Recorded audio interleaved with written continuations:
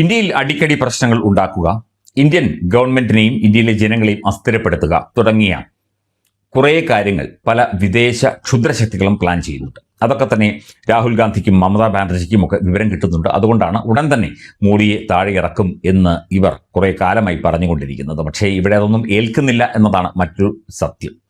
ഇപ്പം cockroach party ഉണ്ടാക്കി, അല്ലെങ്കിൽ ഇവിടെ ജെൻസി പ്രശ്നങ്ങൾ ഉണ്ടാക്കാനും പ്രക്ഷോഭങ്ങൾ ഉണ്ടാക്കാനും ശ്രമിച്ചു, യുവാക്കളുടെ ഇടയിൽ ഭിന്നിപ്പുണ്ടാക്കി, അല്ലെങ്കിൽ ഇവിടെ മതേതരമായ ആ അവസ്ഥയെ അട്ടിമറിച്ചുകൊണ്ട് മതപരമായ ഭിന്നിപ്പുണ്ടാക്കി. അങ്ങനെ പല കളികളും പലതും പല രീതിയിൽ പലരും കളിച്ചു. പക്ഷേ ഇവിടെ എന്തെങ്കിലും നടന്നോ? ഒന്നും നടന്നില്ല. ഇവിടെ നരേന്ദ്രമോദിയും അമിത്ഷായും ഒക്കെയുള്ള, അല്ലെങ്കിൽ അവർ ഭരിക്കുന്ന ഇന്ത്യയാണ്, ഭാരതമാണ് ഇത്. ട്രംപ് അല്ല, ഡീപ് സ്റ്റേറ്റ് അല്ല, ജോർജ് സോറോസ് അല്ല, രാഹുൽ ഗാന്ധിയല്ല, മമതാ ബാനർജിയല്ല, ബംഗ്ലാദേശികളല്ല, പാകിസ്ഥാൻകാരല്ല. ആര് വിചാരിച്ചാലും ഭാരതം എന്ന രാജ്യത്തെ, ഇന്ത്യ എന്ന രാജ്യത്തെ അസ്ഥിരപ്പെടുത്താനോ അട്ടിമറിക്കാനോ ശ്രമിക്കില്ല എന്നുള്ള കാര്യം നിങ്ങൾക്ക് വഴിയെ ബോധ്യപ്പെട്ടുകൊള്ളൂ. ഇപ്പോൾ ഇതാ പുതിയൊരു പ്രോജക്റ്റുമായി എത്തുകയാണ്. അതായത് ഓപ്പറേഷൻ 37, ഓപ്പറേഷൻ 37.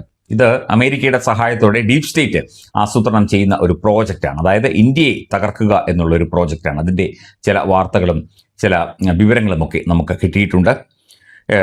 മോദി സർക്കാരിനെ അട്ടിമറിക്കാൻ ലക്ഷ്യമിട്ട് രാജ്യത്തെ ശത്രുക്കളും രാജ്യദ്രോഹികളും ഓപ്പറേഷൻ 37 ആരംഭിച്ചതായി ഇന്റലിജൻസിന് പ്രത്യേക വിവരം കിട്ടിയിട്ടുണ്ട്. മോദിയെ പുറത്താക്കാൻ അമേരിക്കൻ പ്രസിഡന്റ് CIA-ക്കും ഡീപ് സ്റ്റേറ്റിനും 12 മാസം സമയമാണ് നൽകിയിരിക്കുന്നത്.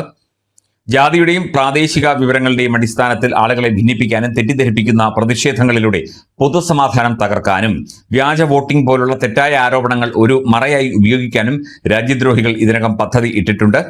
അതുപോലെ ജഗദീഷ് ധൻഖർ പ്രശ്നം ഒരു പ്രധാനപ്പെട്ട ഉദാഹരണമാണ്. ബംഗാളിൽ ബംഗാൾ സ്വദേശിയായ ജഗദീഷ് ധൻഖർ, അദ്ദേഹം ഉപരാഷ്ട്രപതിയായിരുന്നു. അദ്ദേഹത്തോട് രാജിവെക്കാൻ ആവശ്യപ്പെട്ടതൊക്കെ അതുകൊണ്ടാണ്. ജഗദീഷ് ധൻഖറെ അടക്കം ചേർത്ത് പിടിച്ചുകൊണ്ടായിരുന്നു ഡീപ് സ്റ്റേറ്റിന്റെ ഈ കളിയെന്ന് അന്നേ ആരോപണം ഉണ്ടായിരുന്നു. ചിലപ്പോൾ നികുതിയുടെ പേരിലും, ചിലപ്പോൾ സംവരണത്തിന്റെ പേരിലും, ചിലപ്പോൾ ചില കർഷക നേതാക്കളിലൂടെയും കുറഞ്ഞത് 37 BJP MPമാരെയെങ്കിലും ഒന്നിപ്പിച്ച് BJPയെ വിഭജിക്കുക എന്നതാണ് അവരുടെ ലക്ഷ്യം.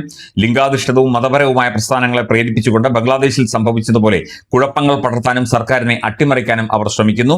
ദക്ഷിണേന്ത്യയിലും മഹാരാഷ്ട്രയിലും നടക്കുന്ന പ്രതിഷേധങ്ങളും ജന്മാഷ്ടമി ദിനത്തിൽ ഗോമാംസം കഴിക്കുന്നതിനെ കുറിച്ചുള്ള ചില നേതാക്കളുടെ പ്രസ്താവനകളുമൊക്കെ ഇതിന് ഉദാഹരണങ്ങളായി ചൂണ്ടിക്കാട്ടപ്പെടുന്നു. പ്രത്യേകിച്ച് ഹൈന്ദവ വിഭാഗങ്ങളെ ഭിന്നിപ്പിക്കാൻ ബോധപൂർവമായ ശ്രമം നടക്കുന്നുണ്ട്. പാകിസ്ഥാനെ പ്രകോപിപ്പിക്കാനും ഉക്രൈൻ റഷ്യ സംഘർഷം പോലെ ഇന്ത്യയെ ഒരു നീണ്ട യുദ്ധത്തിലേക്ക് വലിച്ചിഴയ്ക്കാനും ശ്രമം നടക്കുന്നുണ്ട്. അത് സമ്പദ് വ്യവസ്ഥയെ തകർക്കാനുള്ള സാധ്യതയുണ്ട് എന്നുള്ള വളരെ പ്രധാനപ്പെട്ട ഒരു റിപ്പോർട്ടാണ് പുറത്തു വന്നിരിക്കുന്നത്. പക്ഷെ ഇതുകൊണ്ടൊന്നും ഇന്ത്യ തകരില്ല എന്നത് മറ്റൊരു സത്യം. എന്നാൽ പോലും ഇത്തരത്തിൽ പലരെയും സ്വാധീനിച്ചുകൊണ്ട് രാജ്യത്തിൽ സമാധാനമില്ലാതാക്കുക, ഇന്ത്യ എന്ന ഐഡന്റിറ്റിയെ ഇല്ലാതാക്കുക, ഇന്ത്യ എന്ന സമാധാന കാംക്ഷികളായ രാഷ്ട്രത്തെ ഭിന്നിപ്പിക്കുക തുടങ്ങിയ പ്ലാനുകളാണ് ഈ ഡീപ് സ്റ്റേറ്റും ട്രംപും സോറോസും പാകിസ്ഥാനും ബംഗ്ലാദേശും ഒക്കെ നടത്തുന്നത്. അതിന് ഇന്ത്യയിലെ രാഹുൽ ഗാന്ധിയെ പോലുള്ള ചില നേതാക്കളും മമതാ ബാനർജിയെ പോലുള്ള നേതാക്കളും കുടപിടിക്കുന്നു എന്നതാണ് ഇതിൻ്റെ സത്യം. പക്ഷേ ഇതെങ്ങനെ ഹാൻഡിൽ ചെയ്യണം, എങ്ങനെ ഇത് കൈകാര്യം ചെയ്യണം, എങ്ങനെ ഇതിനെ നേരിടണം, ഇത് തീർച്ചയായിട്ടും നരേന്ദ്രമോദിക്കും അമിത്ഷായ്ക്കും അജിത് ഡോവലിനും ഒക്കെ നന്നായിട്ടറിയാം. അവർ അത് ചെയ്തുകൊള്ളും. കാരണം എങ്ങനെ ഹാൻഡിൽ ചെയ്യണം എന്നുള്ള കാര്യം നമുക്കിപ്പോൾ അറിയില്ല. നമ്മളതിനെക്കുറിച്ച് ഇതെങ്ങനെ അവർ ഹാൻഡിൽ ചെയ്യും എന്നതിനെക്കുറിച്ച് നമ്മളിപ്പോൾ ബോധവാന്മാരല്ല. പക്ഷേ അത് ചെയ്തുകൊള്ളും. അതെങ്ങനെ ചെയ്യും എന്നത് നമുക്ക് കാണാം.